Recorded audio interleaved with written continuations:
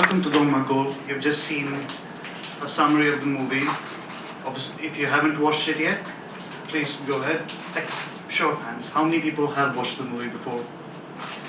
Okay, good. So at least you know a lot of what comes up in this movie, but also what the recap didn't show.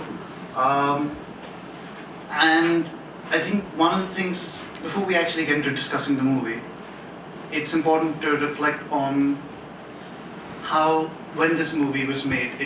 This movie released in 2005. It was a very particular time in inter-Korean relations. This was in the middle of the Sunshine Policy, when South Korea and North Korea were prioritizing diplomacy with each other. And so at that time, there was this, even though, yes, there were still disagreements, there was still military, small military clashes from time to time. On the whole, there was generally a more positive view of North Korea in South Korea at the time. And so that was reflected in a movie like this, where it was more hopeful. It was focusing more on the relationship between the Koreas, and also, of course, an American soldier in the mix. But in his case, somewhat different from how the rest of the Americans were portrayed in the movie. But so that it was a more hopeful time in general. But to look at that, I think it's also good to see how the representation of North Koreans evolved in South Korea over the years, and some of it, those of you who've gone to other screenings during this film series, next week I believe is JSA, a lot of these movies certainly showcase these elements differently. And then if we go back all the way to the 50s, after the Korean War, there was a period when distrust of North Korea, of North Koreans in general, was very high in South Korea. So in the 50s and early 60s, under the leadership of first Lee Sang-man, first South Korean president here, and later Park Chung-hee, who took over power in a military coup in the 60s, it was generally a very hostile attitude towards North Korea. Now, this didn't mean that everyone shared those views. Some filmmakers would try to make movies that showed North Koreans as well as partisans who sympathized with North Korea in a more positive light. But they were inevitably, they were punished by the government of the time. They'd be imprisoned, their movies would be censored, and nothing would get released until they would agree to change it to suit what the government wanted. And a lot of that also came down to, in 1962, there was a particularly stringent motion picture law and an accompanying censorship regime that restricted what filmmakers were allowed to show, particularly when it came to things like North Korea, communism, and for many decades as a result, any movies that showed North Korea would portray them as almost cartoonish villains, and South Korean soldiers in particular as heroes.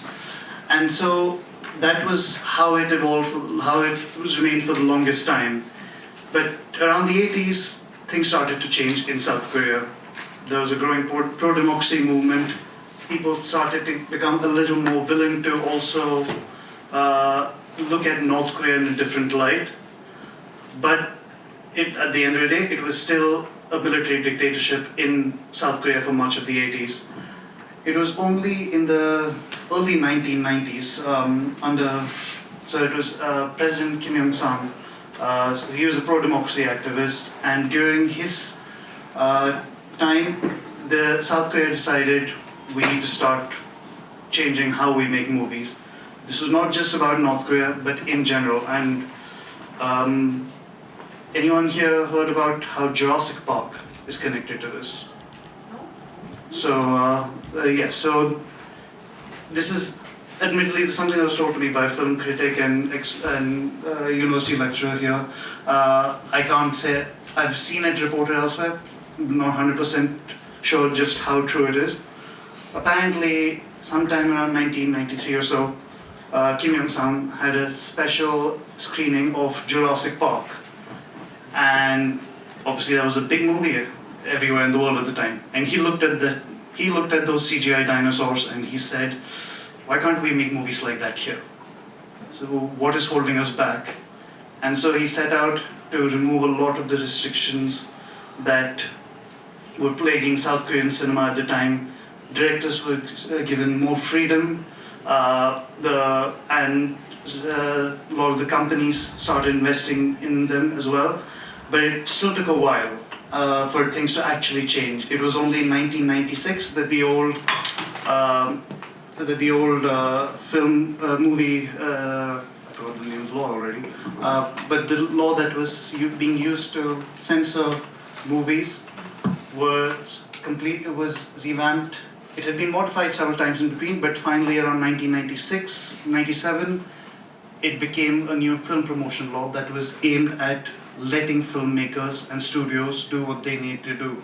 That was when things genuinely started to become more progressive. And so Kim Yong-sam himself did not live to see, he lived, but he was not president by the time these changes started taking effect. And so it was around 1999, 2000 that these changes actually came to be for movies, how movies represented North Korea. And the first one that genuinely perhaps made an impact like that was a movie called Shiri in 1999, which showed North Korean assassins and South Korean agents, and essentially it was considered South Korea's first truly modern blockbuster at the time. I mean, to be honest, that I think that kind of summarizes how their approach to each other changed over the course of the movie. There's a little more about that related to, at the end of the day, first and foremost, they are all soldiers. They know that. They all know how to work together as a military unit. But they're also humans. And that is something that keeps coming up time and time again, from the wild boar to just the little singing and dancing, to how they interact with each other and how they talk to each other over the course of the movie. We could see in particular the senior South Korean and the commander of the North Korean one. They were at each other's throat for the first half of the movie. By the end, you have a fairly heartwarming scene where the South Korean asks the North Korean, why did you put me in charge of this operation? And the North Korean guy says, you're a born leader. They've learned to respect each other for who they are, and genuinely gotten to know each other. A big part of this, of course, is also the village, which is completely different from everything else going on around it, almost unrealistically so, because what are the chances you have a village that has no idea that... It's one thing if you say it doesn't know that there's a war going on, because this was right after US troops landed at Incheon, which is very early in the war. So they may not have known that the war is going on. The troops are North Koreans are being pushed back. North Korea had invaded earlier, but they also don't seem to have any idea of the concept of modern weapons of war in that sense. And so it's very much an idyllic paradise, and in that sense, it also provides a perfect setting for these soldiers to discover who they are outside of their nationality. One of the early scenes when they're working in the fields, one of the villagers just looks at them and says that they all appear to be good people. He's not looking at who's South Korean, who's North Korean, who's American. He's just looking at them and says, these are good people. And that is how they also learn to get along with each other, because that is fundamentally who they are first, even if their ideologies or what they've been taught are fundamentally different. I think there was a line I read in a comic book once upon a time, very long ago, so I might be butchering this quote, but it was, I think it said, war is a province of civilizations, not of civilized men. Basically, it's not these soldiers who are responsible for all the horrors that go on around them. It is the people who put them in that position, who told them, you have to go out there, you have to kill these people who few years ago might have just were your compatriots, your friends. And I think that is something that, when I say they're made to do horrible things, that affects how they view the world around them. That also is seen in the pain and the trauma that they carry with them. You saw in the recap, when we first see the senior South Korean soldier, Lieutenant Pyo, he's got a gun to his chin, he's trying to kill himself, and, sorry, slightly dark topic, but you've already seen it. And later on we get to explore a little more of why that is. And I should point out, it goes beyond just what the summary said about him having witnessed horrors. It was that he was very early in the war, this would have been just a few days into it, when North Korean troops looked like they would be on the verge of taking over Seoul. He was ordered by his superiors to blow up the bridges to stop the North Korean advance, even though there were refugees trying to cross it. And he ended up having to blow up the bridge, and innocent families, innocent children, men, women, ended up dying as a result, and he has to live with that guilt. And that is why he says, I can't do this anymore, I can't, and why he wants to he wants a way out. And so over the course of the movie, we do see his growth as he learns to interact with those around him. He finds a place for himself, and like I said, eventually he ends up leading the final charge, because he ended up deserting during the war. He's saying, I can't do this anymore.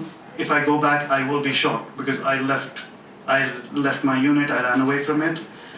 By the end, he is part of a new unit, a unit of people he considers brothers, because they are bound more by who they are as people, not by what they've been ordered to do. And he is leading that unit because that is what he feels right. He finally found something worth fighting for. But obviously in his case, that is a very clear example of trauma, of having seen the horrors of war, of having participated in it, of being affected by it. But it also affected the others around him.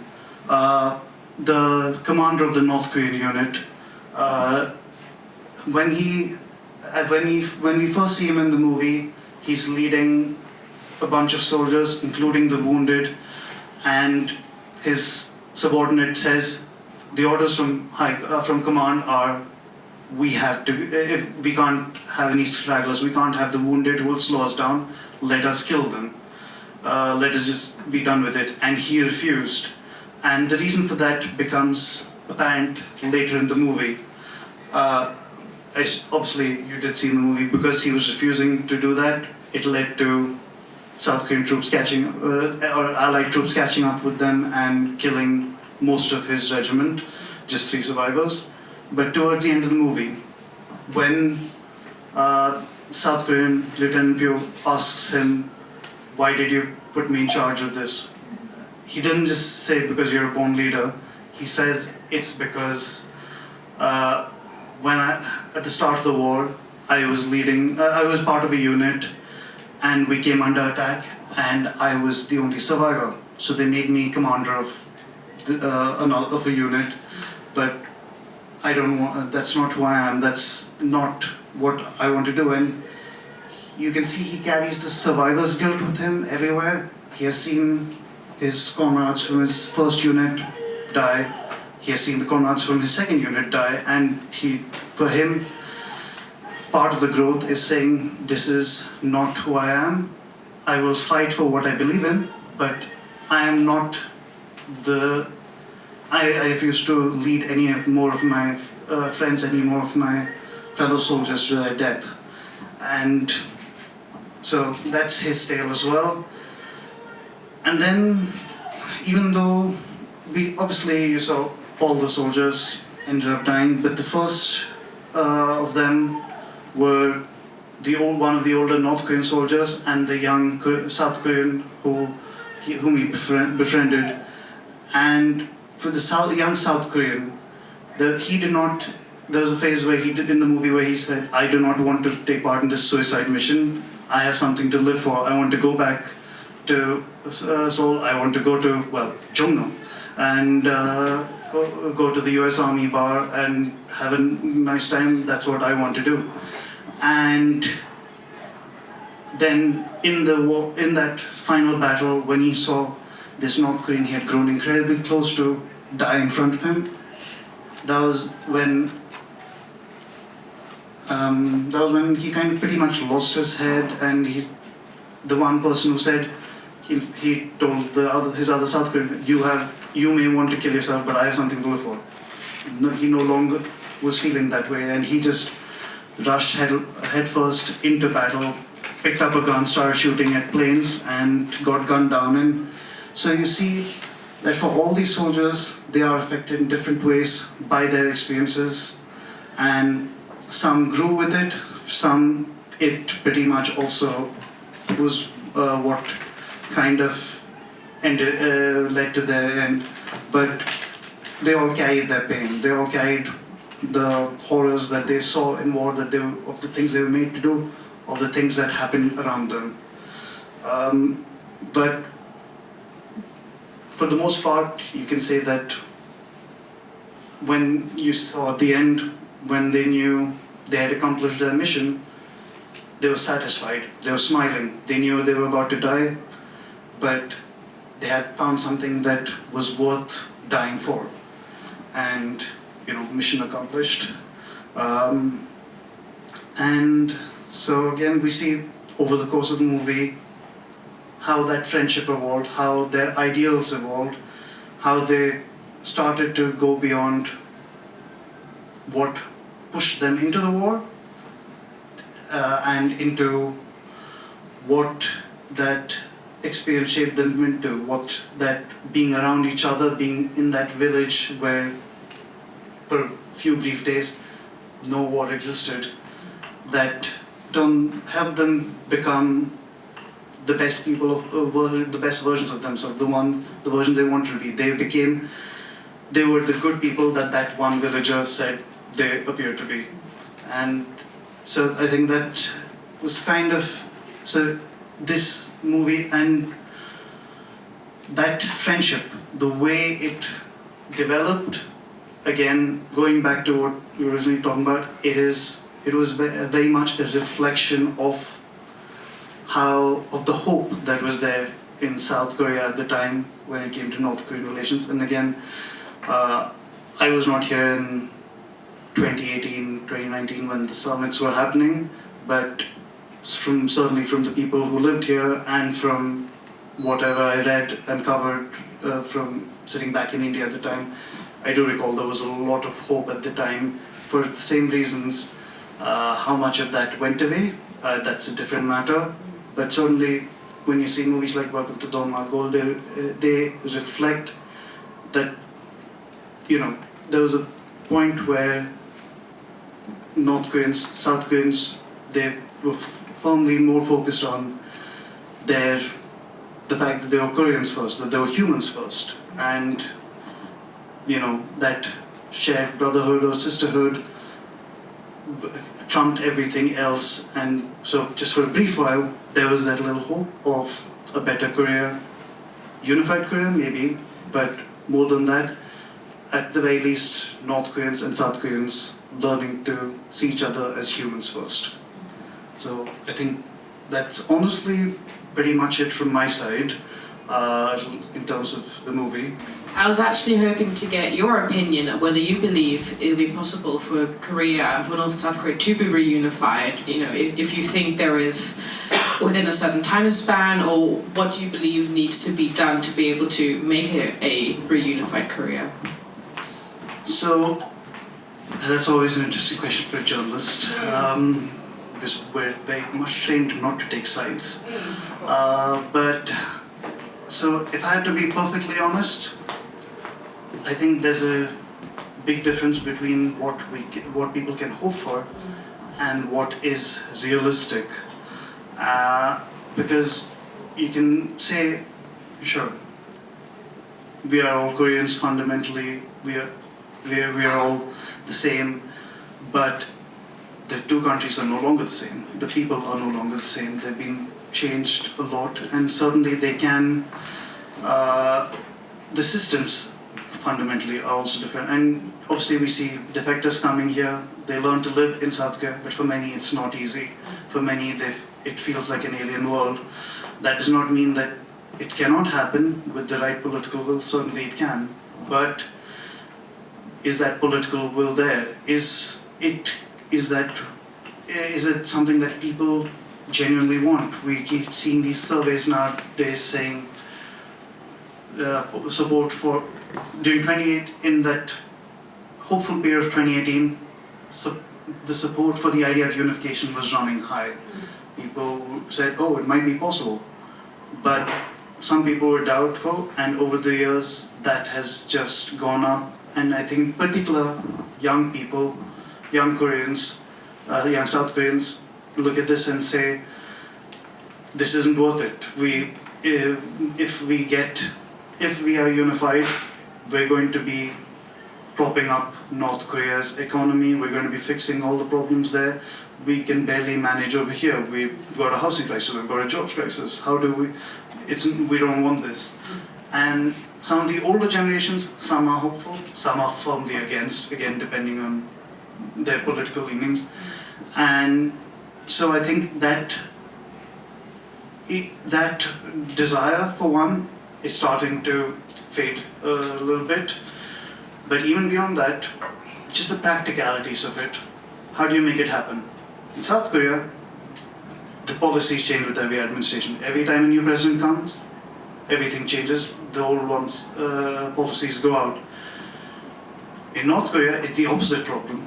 You've got one very clear regime that continues, that endures, and it's designed for one purpose, which is self-preservation. There is no incentive for North Korea's leaders to say, we want to unify, we want to become one country, because they know that the moment that happens, their days are numbered.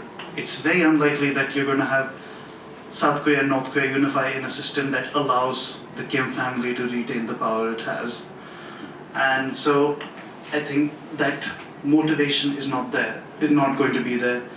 If it does come, it'll have to be if the Kim dynasty goes, and that is still a far cry for now.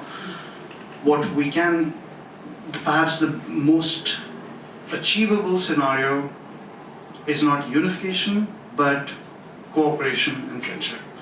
And that's something that, again, it'll change with every administration, but last week you had Money Heist Korea.